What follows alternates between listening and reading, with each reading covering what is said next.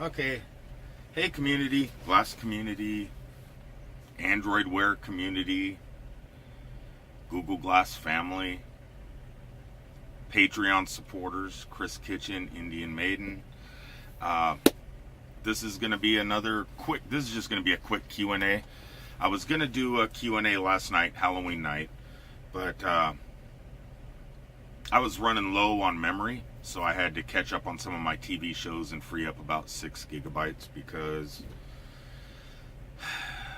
I always download the DVR program that I use to download to my portable devices.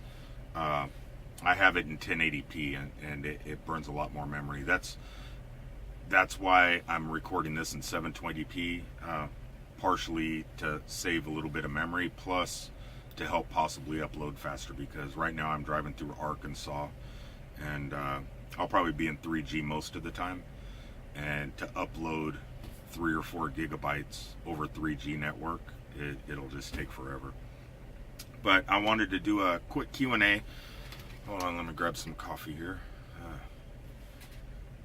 The girl at the gas station, what I do is I buy 1 cup of coffee, and then I'll use the same cup over and over for about 2 days, because you get free refills everywhere you go. But what happened was, she charged me for a refill thinking it was a brand new cup, and I switch out cups about every 2 days, and I don't know, I just found out on my fuel card that I have 0 points left, and it was because this girl last night, she told me, she goes, I don't think that's a old cup, I think that's a new one. Whatever, just charge me. But no matter what, it's good. Okay, I'm gonna answer one of my Patreon questions last, because I felt I needed to do a little bit of research, because they are supporting me on Patreon. So Chris Kitchen, I will answer your question last, of why do people steal pumpkins? And perfect question, it was Halloween last night. My battery's dead in my Chromebook and everything. I'm charging my Nexus 7 right now, but I do have a website saved on there that I'm going to read from in a second. Anyway, so I'm using sticky notes, that old-fashioned. And they are orange. Oh, here. They are orange because of the holiday season. But anyway, let's get to this real fast so I can run around here and take some photos. There's a playground over here, and I'm thinking I can find something that looks alphabetical in there. Okay, first question. I memorized the questions and I wrote down the names.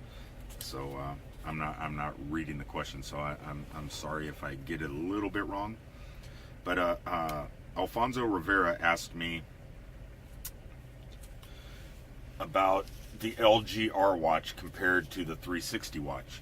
Now, I've never seen or held the LG R.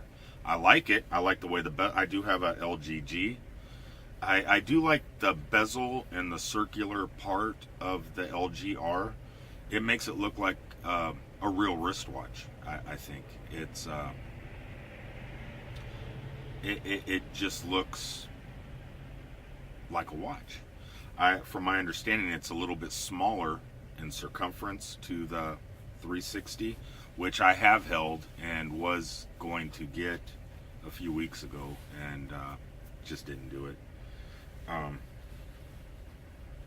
Really, I thought about it. It just seemed really light. I know it's a premium watch, and I don't want to put anybody,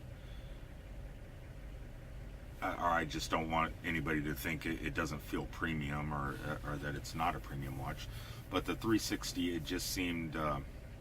I know it's metal. I know it's well built, but it just seemed so light that it felt like it was plastic, and it felt like it wouldn't withstand like if I'm out checking my oil or lifting the hood and I bump my arm against something that it felt like it might break, it's not meant for my type of work. I'm assuming it's meant more for going out for the evening and everything else. I did like I checked out the gray one. I think they called it silver.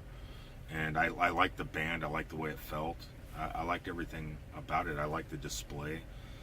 It's from looks on pictures on the internet, I think if I was going to get a round-faced watch, just from the picture views, I think I would go with the LGR, just because of the bezel, and not because of the flat tire on the bottom. That on the 360, that really wouldn't bother me too much.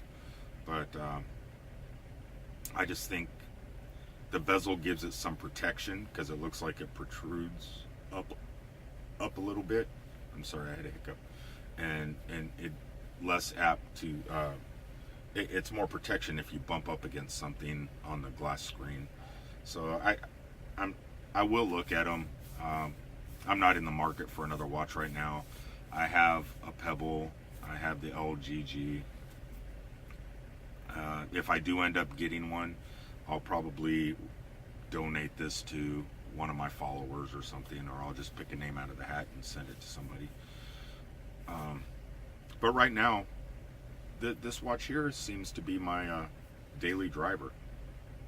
And because of the Google Glass now having the notification sent here, my watch disconnects from my phone quite often, which I don't know if I like too much, but I do realize that, or I don't realize, I have come to find out that when Glass is using the notifications, my watch battery, I can probably go 2 days with the LGG because it's not constantly updating. And then if I'm charging this glass or my other pair of glass, I just hit that little button on my phone and my Bluetooth connects to the watch, and I can charge my glasses and still, and then once I connect my glass back up, this disconnects and I use it basically as a watch. And the battery lasts. So I'm happy with this right now. It doesn't get battery life like my Pebble does, but it does what it's supposed to. Anyway, so that's the answer to my question. I've never played with the LGR. I like the way it looks. I like the way the 360 looks. I just think for my job, the LGR would be a better choice just because of the bezel. Andrew Wilson's been talking to me this morning about if I use Waze. I used to use Waze quite often. I would always switch back and forth from Google Navigation to Waze.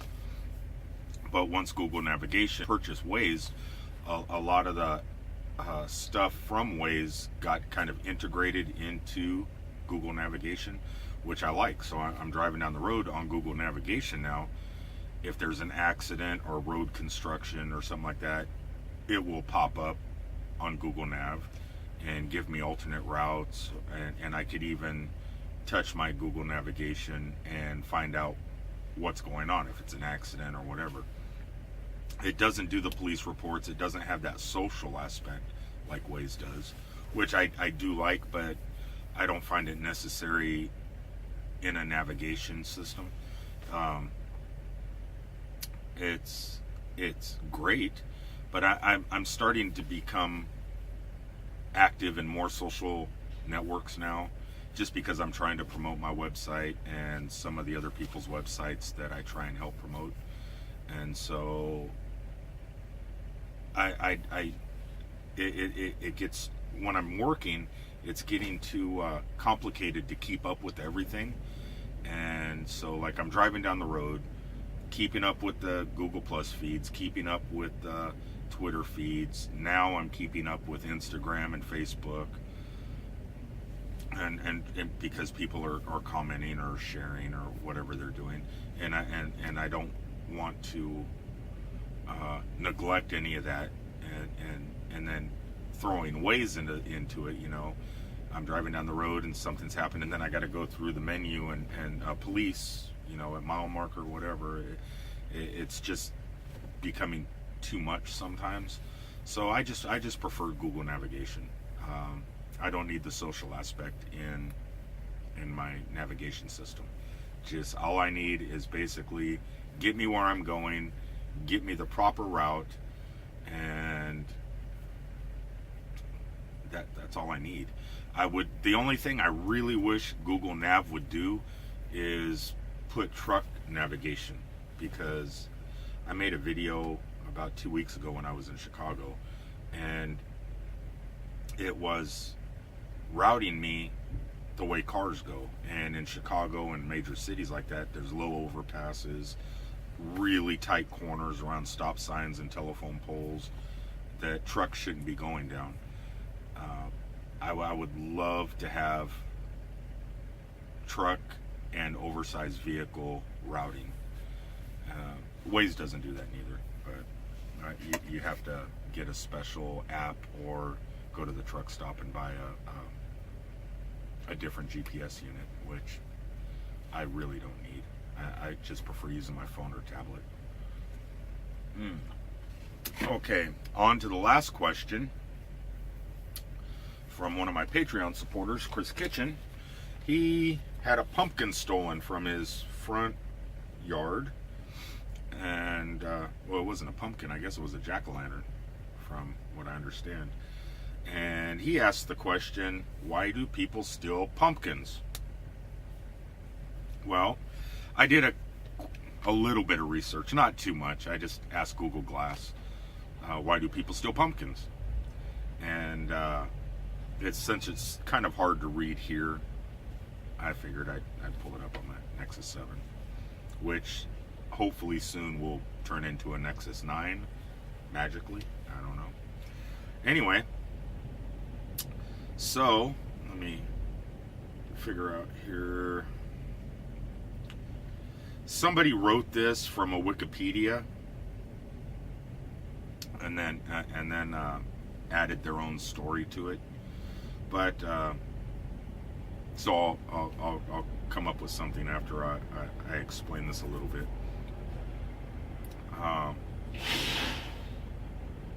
In the Old Farmer's Almanac, the jack-o'-lantern dates back way before medieval Ireland.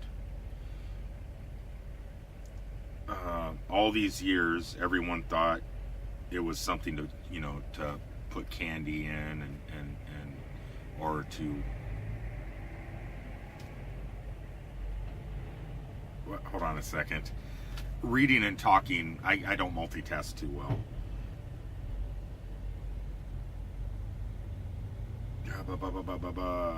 Candy.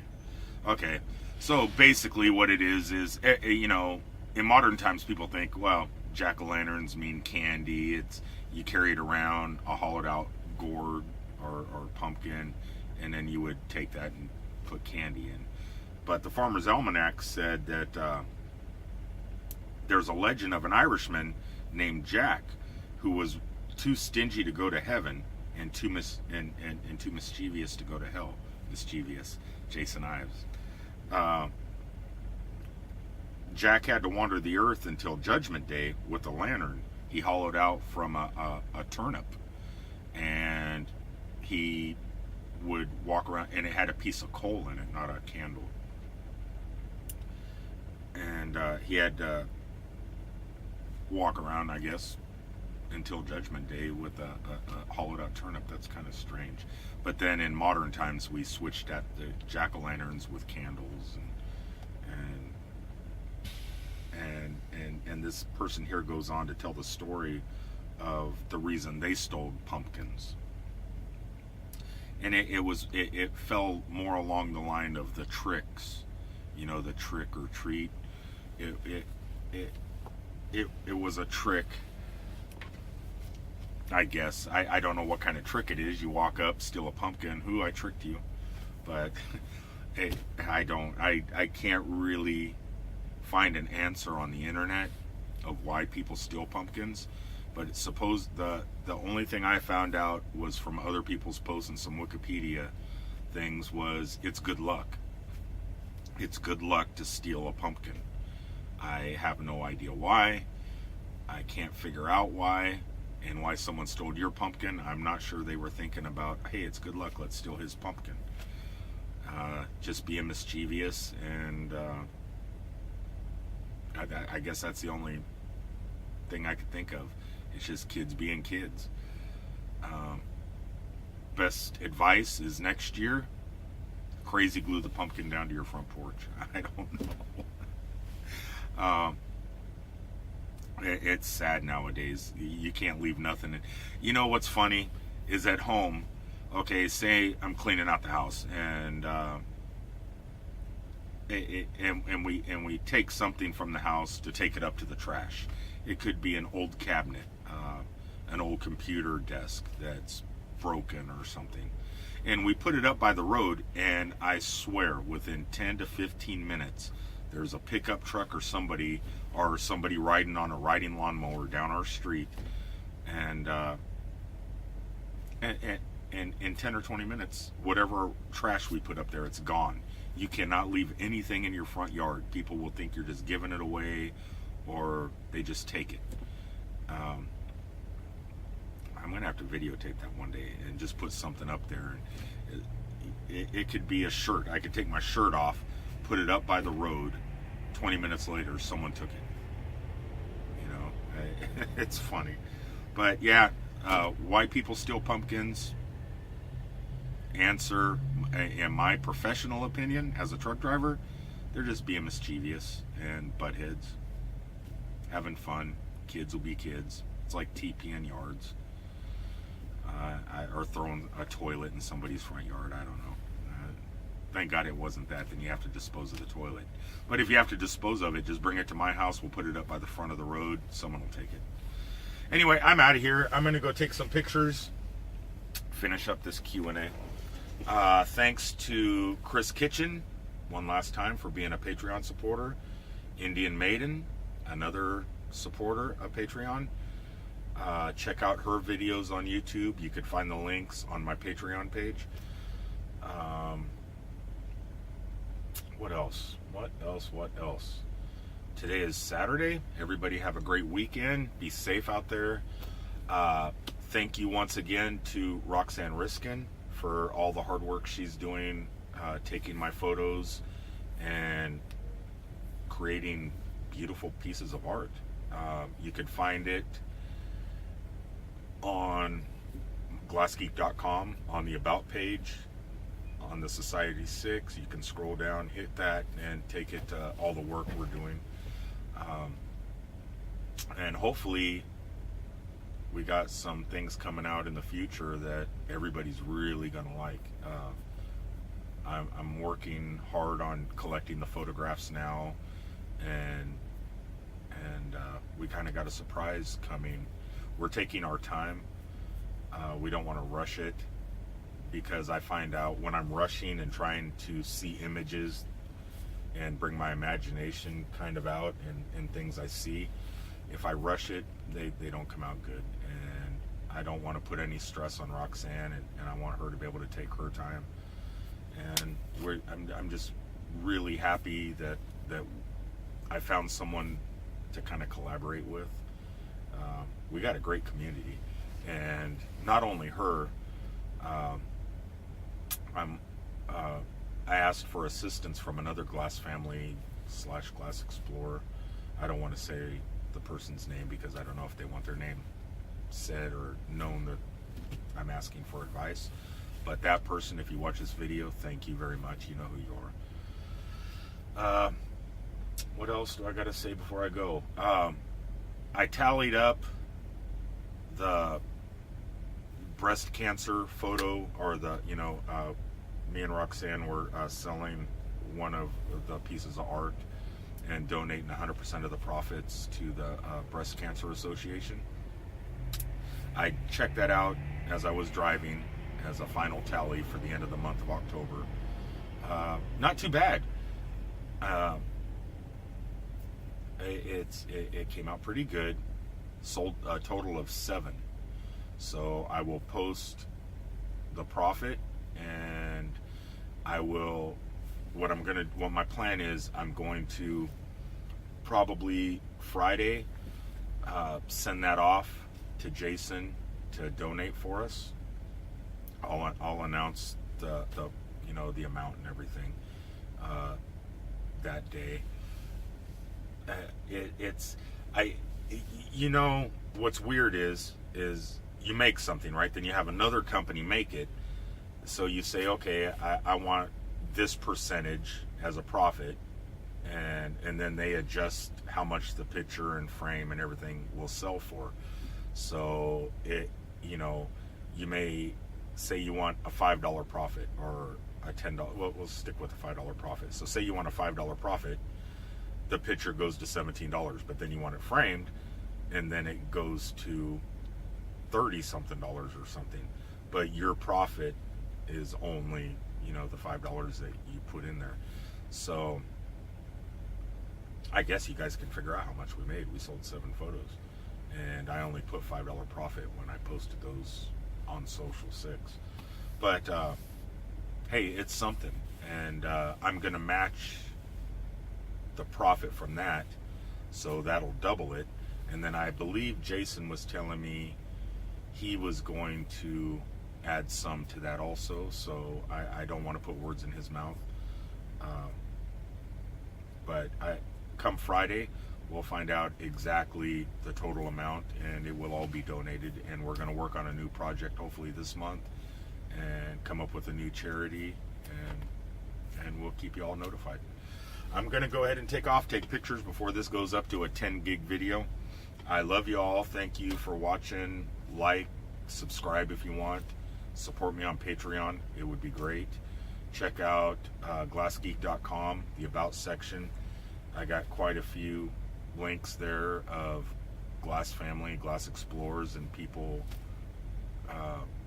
creating stuff and doing their thing, and they should be seen and supported. I will talk to everybody later. I have to get up out of my seat because I mounted the camera way over there. I know it seems close, but it's not. I don't even know if you guys can hear my voice. I need to figure out an external mic or something. But I'm going to go ahead and go. We'll see y'all later. Thanks for watching, and thanks for your support. Really, it means a lot. Without you guys, I don't know. You guys have changed my life. So I will talk to you all later. Have a great day. See ya. Where's the off button?